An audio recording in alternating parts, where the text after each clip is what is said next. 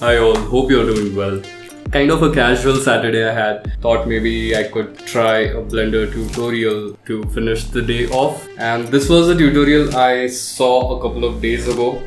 Looks pretty cool, right? With the rock setup, the texture, color scheme, the water, the reflection of this cube.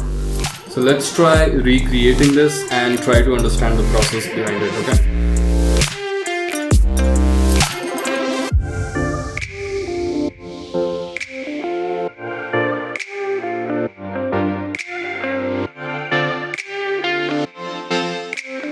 Let's go ahead and delete all the default elements. अभी हमें एक landscape add करना है. For that we are going to use a plugin. So go to Edit, Preferences, and here search for Landscape. You have a plugin which comes default with Blender with name ANT Landscape. And now we can go ahead and Shift A and add a landscape. Here is the landscape. Don't click on anything else. Before that, open this menu here, and here you have the options to customize this entire structure. Here are the presets we can go with. So for recreating this scene for the first time, we are going to go with the exact same preset that artist went with. So that was Canyon. We need to increase the subdivisions. Now what that's going to do is it's going to add a little more density to the entire geometry. Change the subdivisions to 300. Now if you see, if we press tab, it has sufficient amount of geometry, right? So that's going to add to how real it looks. This is really small right now. If you see, it's arranged in a center way, right? We have to find a place where we are going to set up the scene. So let's go with someplace flat. So we can just move this landscape someplace like this. And now we need to assign material to this.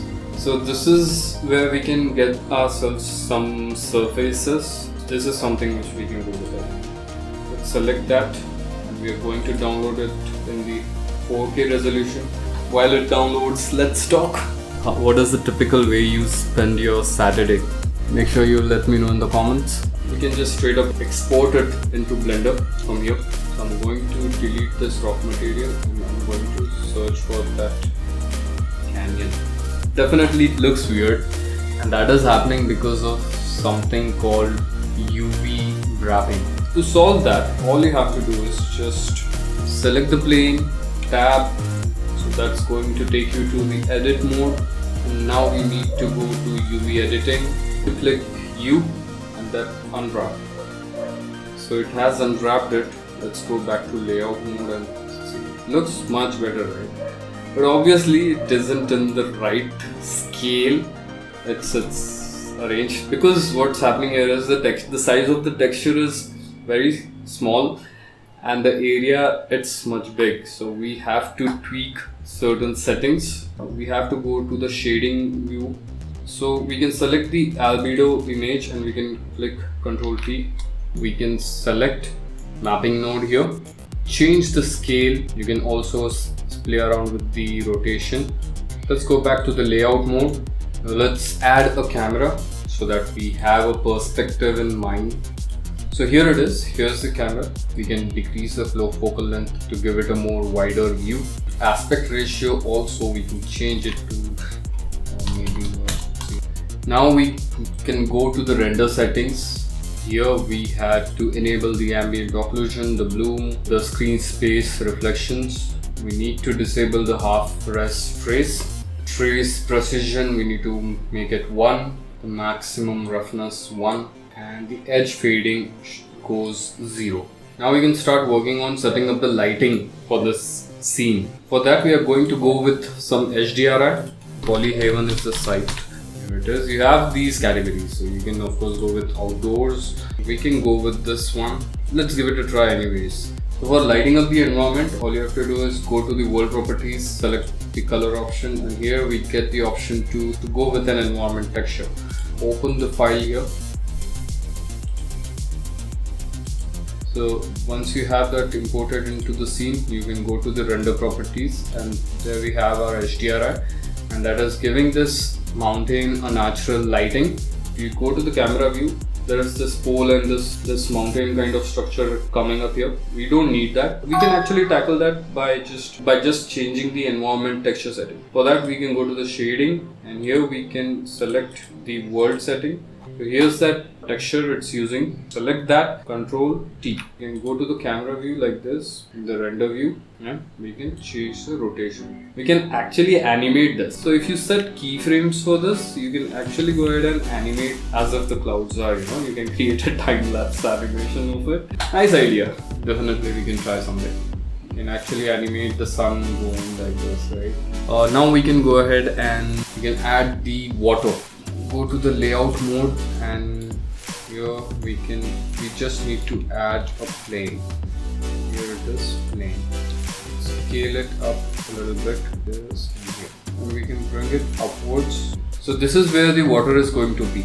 We need to assign some material to it that it looks like water. So let's go to the shading view, go back to the object mode, select the plane, create a new material for it, and here we need to change the base color to black.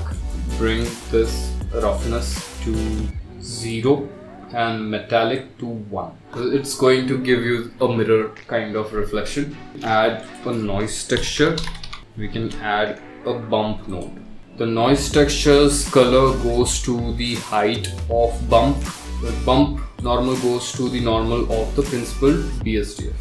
So as you see, you're starting to get some noise texture here. So you can go ahead and edit the parameters for this noise texture node. Let's try experimenting with the scale. Again, interesting thing you can do here is you can animate. You can just set keyframes for the values of scale for this noise texture, and it's going to give you a ripple kind of. So pretty interesting things you can do. A lot of variations you can pull off. Again, you have this detail value here. You can also experiment with the strength of the bump node. Now here you can bring it down. Go with the best choice you want. Okay. This looks good for now. Has a good looking reflection to it as well. And now we can add that cube object. Let's add that cube, scale it. Let's go to the layout mode, bring it up. Let's change the rotation of Y to 45 like this. So it's pretty much your playground. You can experiment with it the way you want, something like this. So it rotates like this. Again, set keyframes, animate it. Select the cube, go to the modifier, add a modifier called wireframe. It's going to give you this skeleton structure. We can increase the thickness of it. We need to assign the emission material to this cube structure. For that, let's go to the shading view, select the cube, create a new material, add a node called Fresnel.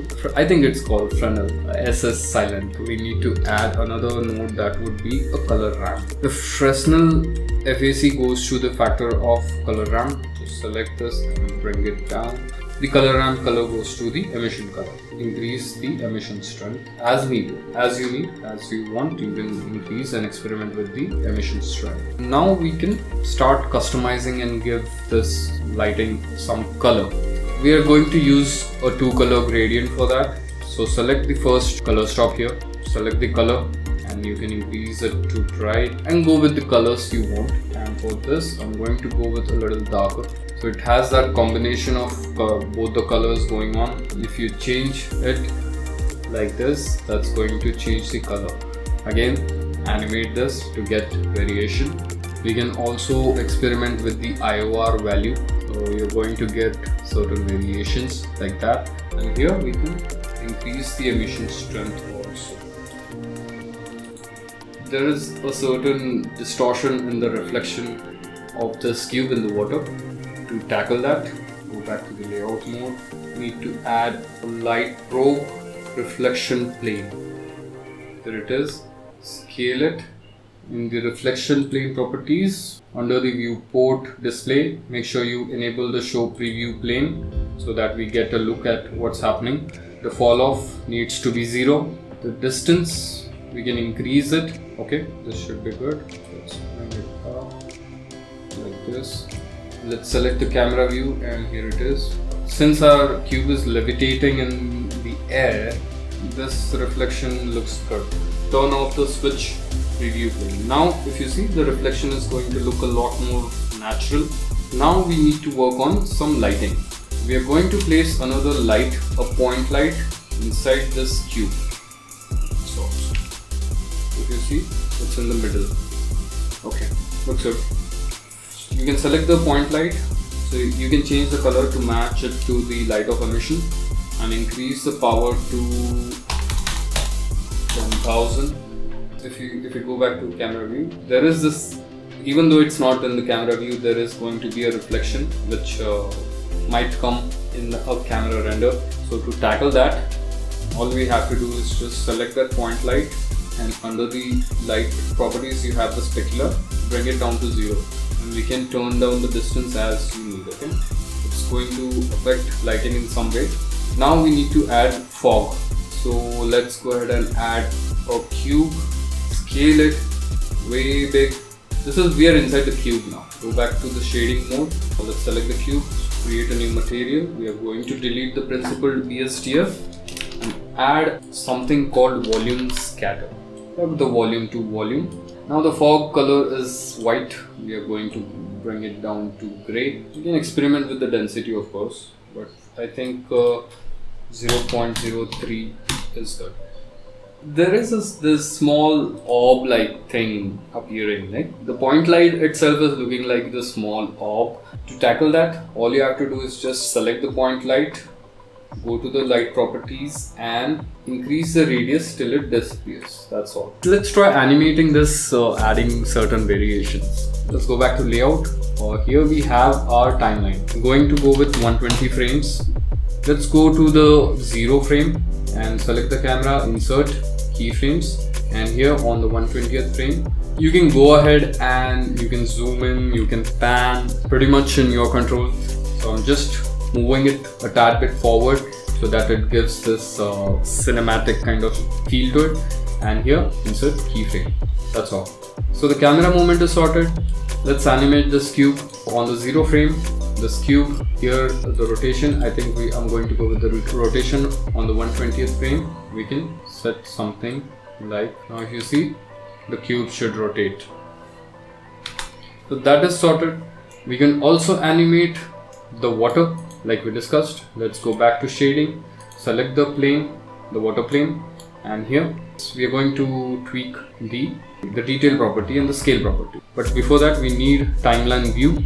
Here it is. So on the 0 frame, I'm going to, and here scale, insert a keyframe, and on 120th frame, increase scale a tad bit and insert a keyframe. We can do the similar thing for detail as well. Insert a keyframe on 0 frame, and here on 120th frame, tweak detail like this. Insert a keyframe. Now the water should be animated. And one more interesting thing we can do is we can animate the clouds moving. For that, go back to the world properties, and here we are going to animate using the mapping mode. Now to render this, all you have to do is just go to render engines. Render engine is going to be Eevee, and I'm going to go with all the default properties. Under the render properties, you have the option to change the color. You can go with the looks. So let's try the very high contrast. Wow, looks good. A little too much. Let's go with medium high contrast. Medium contrast. High contrast. I think the high contrast looks good. On the output property, I'm going to do the desktop, accept, and file format needs to be FFmpeg video. Encoding needs to be MPEG 4, perceptually lossless quality. So let's render.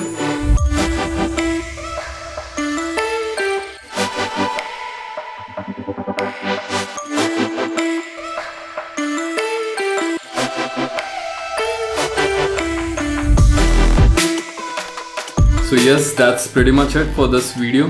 Blender has started to become a very favorite hobby of mine. So I do hope to keep trying and learning new things, interesting techniques, methods and tips and tricks. I hope you found some fun and value in this video, and if you did, please make sure you like, share and subscribe this video.